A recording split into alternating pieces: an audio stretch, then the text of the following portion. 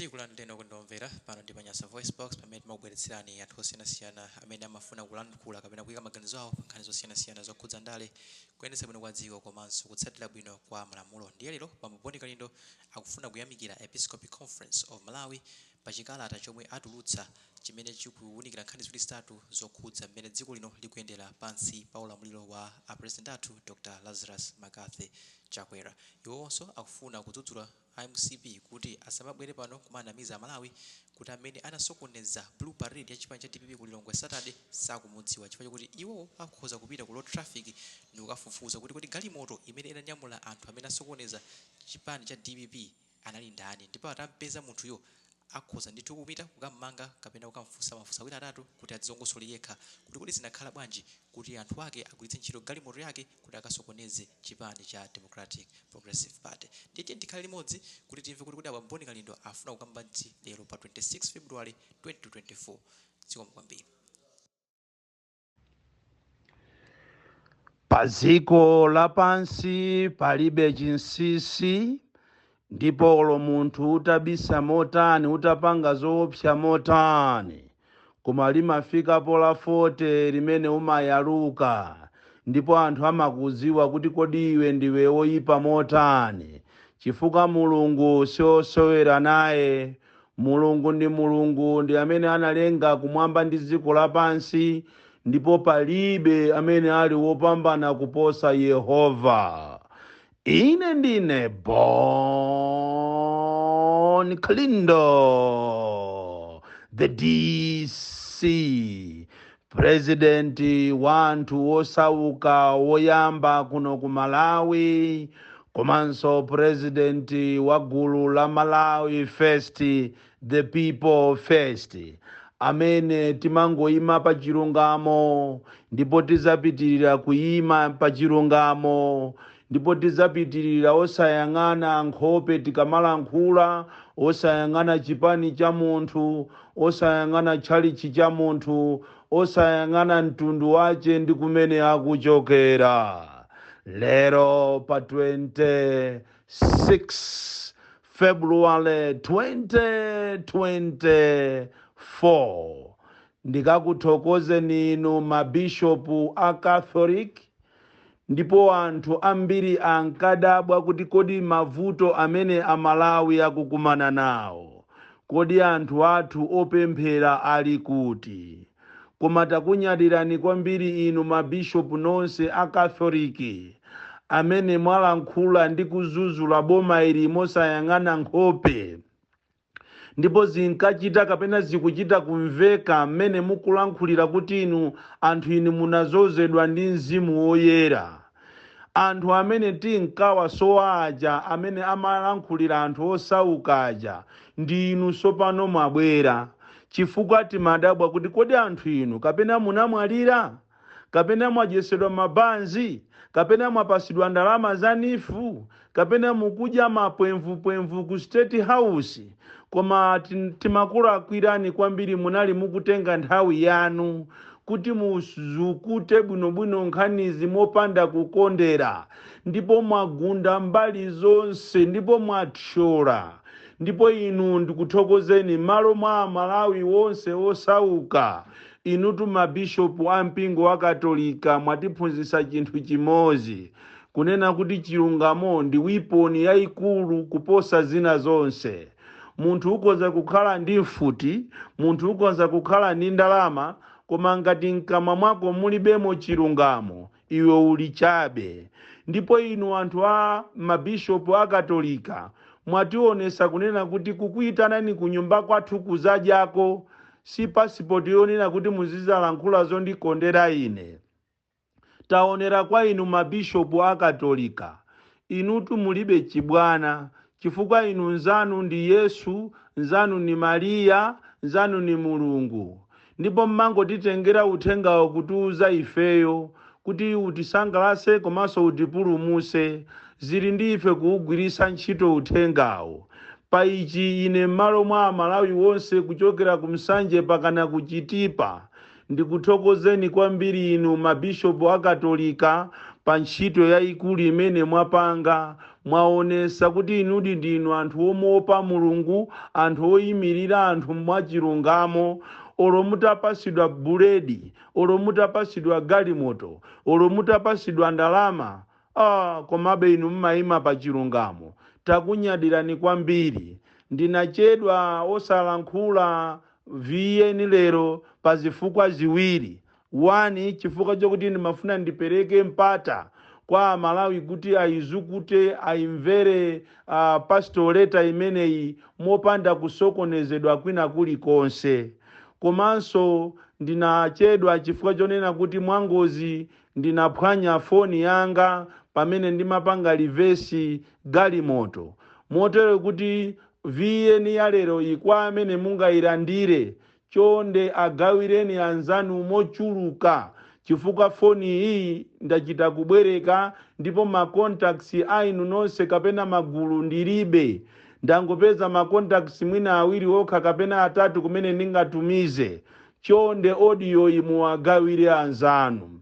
Ndikupempheni a Malawi nonse amene simunawerenge pastoreta kapena kumvera, chonde tengani nthawi yanu mokwanira ndikumvera pastoreta imeneyi kuti mutolemo za nzeru.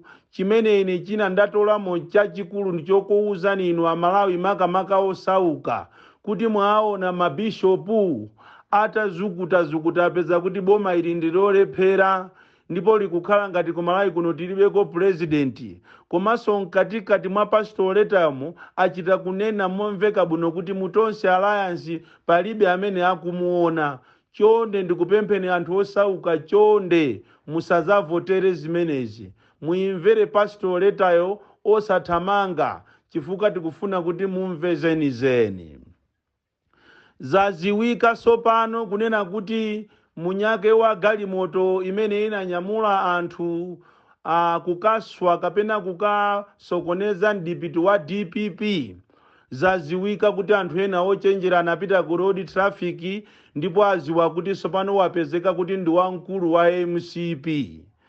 IMCP nkhani itachitika anathamanga pa social media kumakalesa ndikukana kuzera kwa spokesperson wawo kunena kuti iwo sizikuwakhuza. Zaziwika sopano kuti galimoto imene inanyamula zigawengazi ndi IMCP. Komanso zaziwika kunena kuti ena amene anali mmenemo ndi ya NIS, komanso anthu ena ogwira ntchito ku State House, komanso akuluakulu ena akuchipani cha MCP makamaka ku Youth Department. Izi ndiye zaziwika. Timafuna tikupempheni inuyo akuluakulu wa MCP kunena kuti ndale zomatenga matisheti a anzanu, zipani za anzanu ndikumavekana kuti zikakhale ngati anthu akumenyana okhaokha, ndi ndale zopusa, ndale za masavage, ndale za kalekale. Ndipo mafilimu amenewo anali nthawi imene ija mukayendesa inu 0011. Nangofuna kukukumbusani abwana kunena kuti nthawi ija mukayendesa inu 0011, nthawi imene ija inaliyo kuti a Malawi anali asanazindikire. Ija mukatenga anthu ndikumutavazika matisheti azipani zina ndikumakamenya anthu. Nthawi imeneyo muli ku chipani china mosakhala chipani cha MCP, pajatu mukayendesa 0011 bwana. Ndi anthutu amasunga history. Tikufuna tikuuzeni kunena kuti pakali panopanga khale nyamata mmozi wa MCP amene anali kumene kuja nawo atapangidwa zinthu wayikidwa zulo. Sindikuchionapo chifukwa chonena kuti apolisi azikavutika malo kuti afuna ati azipeza maumboni. Muvutikiranji apolisi? Maumboni ena alipo kale kunena kuti galimoto imene inanyamula anthu aja ndi ya munthu wa MCP. Ndipo inuyo musanamizi a Malawi kunena kuti anthu anali osaziwika. Chimene inu musakupitira ku road traffic ndikutenga number plate ndikukafusa ndi chani. Mmatenga bwanji zinthu zinazi kukafufuza ku Airtel, ku TNM, chala kuika ndi chani lero kunena kuti mutenge number plate imene ja mukafufuze. Ndiyetu anthu akufufuzirani. Munye wake wa galimoto ndi wamkulu wa MCP. andi amene anatumiza anthuwo. Inunso mukanangopita mukampeze munthuyo mumugwire ndiye mukamfunse mafunso. Osakhala kumachita skate around ndikumatulusa ma press statement musanafufuze. Mukanatulusa kapena press statement yonena kuti ife zimene zachitika zijatidakafufuza Amalawi akanakumvesani. Koma kuthamangira kukatulusa press statement yonena kuti anthu ositi kuwaziwa komanso akuoneka ngati ndi a DPP okhaokha, muziwe kuti pamene pajapo mwagwidwa namutamba. Amalawi akutulukirani kuti ndinu anthu onama. Chimozimozinso mmene president wanu wanamira kunena kuti anthu anachita haki system ya ku immigration. Tikufuna tikuwuzani a president kunena kuti Malawi munotu muli ma expert ya ma hackers. Ma expert mwina aku Reserve Bank kapena ku Nico amene otu alipo bwanji simuna achite konzati.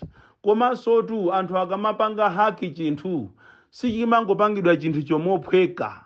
Anthu akamachita haki chinthu mwachisanzo passport itiri ndi security feature. Ndipo anthu amene atiuza ife amene amaziwa za passport ija ili ndi anthu atatu amene amasunga ma security features. Ndipo munthu sangangobwera kuzayichita haki passport ijayo chifukwa cover yokhaija ili ndi security feature ni munthu wache. Peji ijayo ili ndi security feature ni munthu wache. Zolemba zija zili ndi security feature ni munthu wake. Motero kuti ndi chifukwa chake mmati mukanena kuti tikufuna passport ya express imene imatuluka siku lomwero ndi ya munthu wakale. Koma wanyuwani si imatuluka siku lomwero, amafuna kuti akachite collect zonse zija achite konzati anthu onse atatu ndi ampangire munthu yo passport. Ndipo ngati kuli president ophweka kunamizidwa ndi Lazarus Chakwera. Ndipo amene amakusambirani mankhwala anthu anuwo chifukwa amene tiwakufuna kuchita haki system ndi anthu anu a MCP. Ana amene mmakhulupirira inu kuti amene wandi ana anu ndi amene akufuna kuchita haki system tu. Palibepo wina aliyense amene akufuna kuchita haki system kupatula ana anu omwe. Ndiponso sikuti tu akufuna kuchita haki iya, akufuna abe ndalama. Ndikukhulupiriranso kuti ndalama zomwinaso inu mulimomo chifukwa anthu anagwirizana kuti akakupaseni figa yonama ndi cholinga kuti ndalama zo zikatuluka iyo abepo. Ndiye mufufuzane kumeneko ku MCP ko popeza pajaboma ili ndalama zake zokuba ndi zophweka. Ndalama za boma ndi zophweka zimangobedwa chisawawa. Tafufuzana nikonko osakhala muti Nyasa ife ya Malawi ndikumatinamiza. Lero mutuluse statement iyi kunena kuti aye machini athu afa. Komanso mawa mutuluse statement yonena kuti mahackers ndiye mukufuna Amalawi amveziti. Popeza ifeyo za system ikafa timaziwa. Kodi system imene yafa ya mapassport iyo ngati yafa ku Blantyre masa anthu akanakapanga kulilongwe. Ngati yafa kulilongwe masa anthu akanakapanga kunzuzu. Ngati yafa kunzuzu masa mukanakapanga mapassport kumangochi. Ndiye mukuuza ana mukuuza ndani. Tatiyeni boza linali mukamanena muziganizira sokuti kuli anthu ena oganizira kwambiri. Izi zachita mabishops kutero kwa anthu ena zakunyung'unyani. Ena mwayamba kale kutukwana. Uzakampeza munthu akunyoza choncho ali wankazi ungoziwa kuti ndi mkazi wa minister. Amene akunyoza mabishopu yo ungoziwa kuti ngati ali wankazi mamuna che ndi minister akuchita cover the husband. Uzakampeza ali wa mamuna ungoziwa kuti ndiye kuti mkazi wache ndi minister akuchita cover the madam. Uzakampeza kuti khani ndani mundu wa mamuna winayo ndiye kuti akuchita cover president kapena EI ndi achimwene yache ndi ya minister. Ndi mene zimayenderatu. Koma amene ali wachilungamo akuyenera kuwathokoza mabishopu chifukwa cha ntchito yabwino imene yapanga kulemba chilungamo kuswa mabishopu, kukhazula mabishopu, kugaza mabishopu. Osaona kuti mmenemo mu cabinet yawoyo muli manthu ena ma ministers a Roman Catholic kandi achani analibe nazo ntchito. Inu mangoyima chilungamo chifukwa mukanayendera yoyendera kuti mmene amapangira andale kuti uyu ndi wathu uyu timuteteze. Pastoral letter isi kana tulukatu chifukwa muboma ili lokubali muli akatolika sotu mukanachita cover up, koma iniyo mwaendera chilungamo kubandula ndipo ndiye mwabandula bwino kopsa. Tikuthokozeni kwambiri amene zamupweteka ndi kalata imene iyi ya akatolika apite akakolope mu nyanja, koma ife tikukondwera nayo. Ndikuthokozeni inu akatolika, mwapanga chimvano kupatula kuti alimonso ena ansembe momwe amacheza ndi president, koma taona asayiniratu. Inu ndi achilungamo bwanji? Koma inu ndi achilungamotu, mwandikondamo kwambiri, mwandikondamo abishopu, zikomo kwambiri powayimirira amalawi osauka, koma osayiwala akatolika akunena kuti bomali lathapo ndipo sakumuonapo oyimirira. Zimvere mutolo, wekha amene ngati uli wanzeru pita ukalembese chanzika chako ndipo ukavotere mapresidenti ena osakhala amutonse alliance. Kalindo